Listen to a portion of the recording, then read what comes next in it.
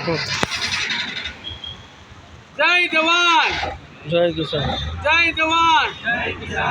इनकलाब जिंदाबाद। આજે ગાંધીનગર સત્યાગ્રહ સાવણી મુકામે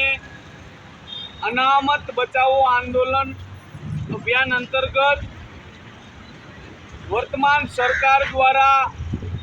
શિક્ષિતો દ્વારા જે અન્યાય થઈ રહ્યો છે તેની અંદર ઓબીસી એસસી એસટી સમાજની અંદર જે વિદ્યાર્થી હોશિયાર છે, ખૂબ મહેનત કરે છે, પરંતુ આજ એના હક હિસ્સા માટે એ લોકોને રોડ રસ્તા ઉપર નીકળવું પડ્યું। ક્યાંક ને ક્યાંક વર્તમાન સરકાર દ્વારા એસસી એસટી ઓબીસી સમાજ સાથે અન્યાય થઈ રહ્યો છે। એની જે અનામત જે જગ્યાઓ પડી છે એની અંદર એને ભરતી કરવાને બદલે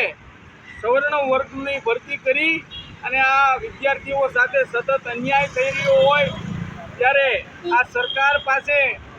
માંગણીને લઈને ગાંધીનગર મુકામે સત્યાગ્રહ સાવણીની અંદર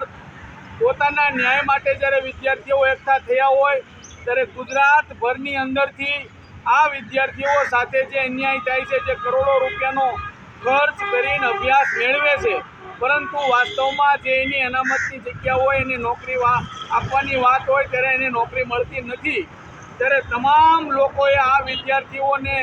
સાથ અને સહકાર અને સમર્થન આપવા માટે ગાંધીનગર મુકામે સત્યાગ્રહ સાવણીની અંદર પધારવા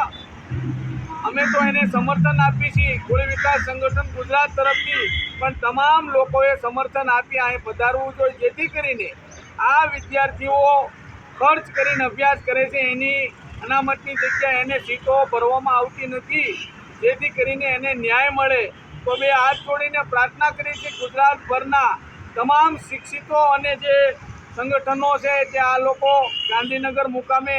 ન્યાય માટે બેઠા છે, તો એને સમર્થન કરવા આ પધારવા તમામ લોકોને અમે આમંત્રિત કરીએ છીએ। જ્યાં સુધી આ લોકોને ન્યાય નહીં મળે, કારણ કે આજ વર્તમાન સરકાર દ્વારા દરેક ક્ષેત્રની અંદર પ્રાઇવેટીકરણ કરી અને હંમેશા અન્યાય અત્યાચાર થઈ રહ્યો છે, ત્યારે આપણી પાસે એક જ કે ગાંધી ચિંધ્યા માર્ગે ન્યાય માટે આપણે ક્યાંક ને ક્યાંક આંદોલન કરવા જોશે, જેથી કરી તમામ લોકો પધારે એવું તમામને હું આહ્વાન કરું છું। જય હિન્દ, જય ભારત।